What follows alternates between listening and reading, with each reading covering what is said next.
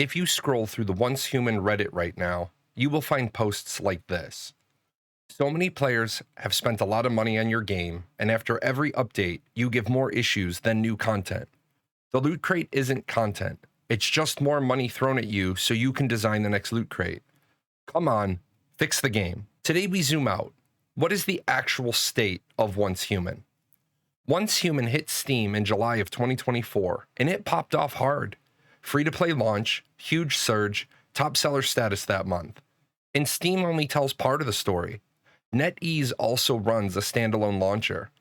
The year after launch still looks pretty healthy just on Steam. June had peaks of 51,000. July, 46.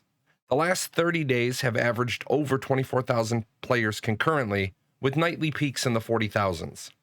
Bottom line, the game had hype, it delivered, and a year later, it is still active. What's next? Well, the next stop is console. PlayStation 5 and Xbox Series are on the roadmap, with development in progress and a 2026 target release date. If Starry and NetEase stick the landing, Once Human becomes one of the few survival MMOs that spans PC, mobile, and console with cross-progression. That will lock in reach and longevity. Now, this game has not been standing still. Post-launch brought stability patches and balance work to keep the servers healthy. The fall of 2024 added Way of Winter, a new PvE scenario with new dungeons and unique encounters. Early 2025 turned the corner to new features, including the Visional Wheel. Custom servers arrived. The class system started. April shipped the global mobile version with cross-play and cross-progression. July 2025 landed version 2.0, the annual version. Endless Dream expanded PvE with large-scale encounters. Raid Zone was tested for the competitive side. Story and world content grew with it. The pattern is consistent. Real updates, steady live ops, meaningful improvements. What about money? What about the monetization?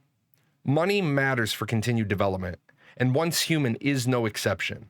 Spending lives in cosmetics and passes.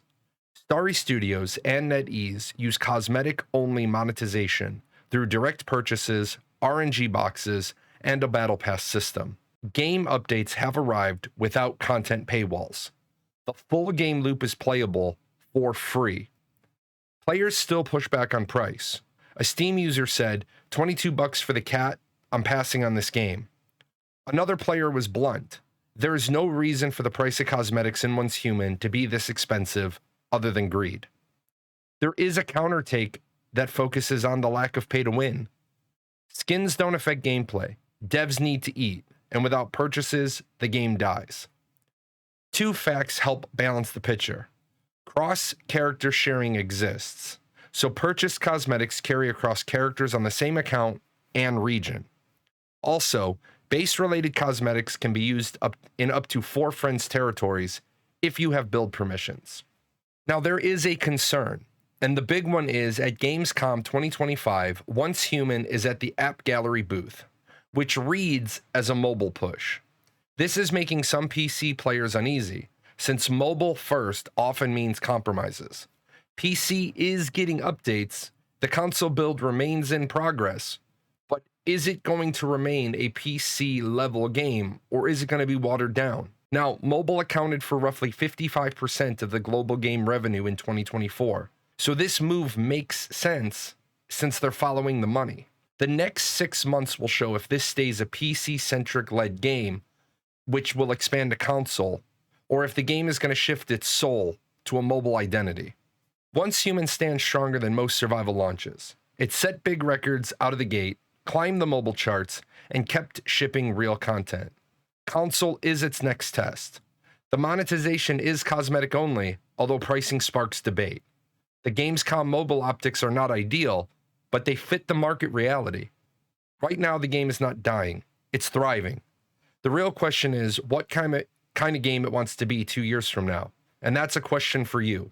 What kind of game do you want Once Human to be 2 years from now? I wonder if the organic meat sack that runs this channel knows a lot of these sponsors don't sponsor us anymore. They were longtime sponsors. The credits are fine. Do we get paid? Is any of this sponsorship money for Gale, Daisy, the Chaos Fund? You are a figment of Jalan's imagination. I don't think you will be getting paid.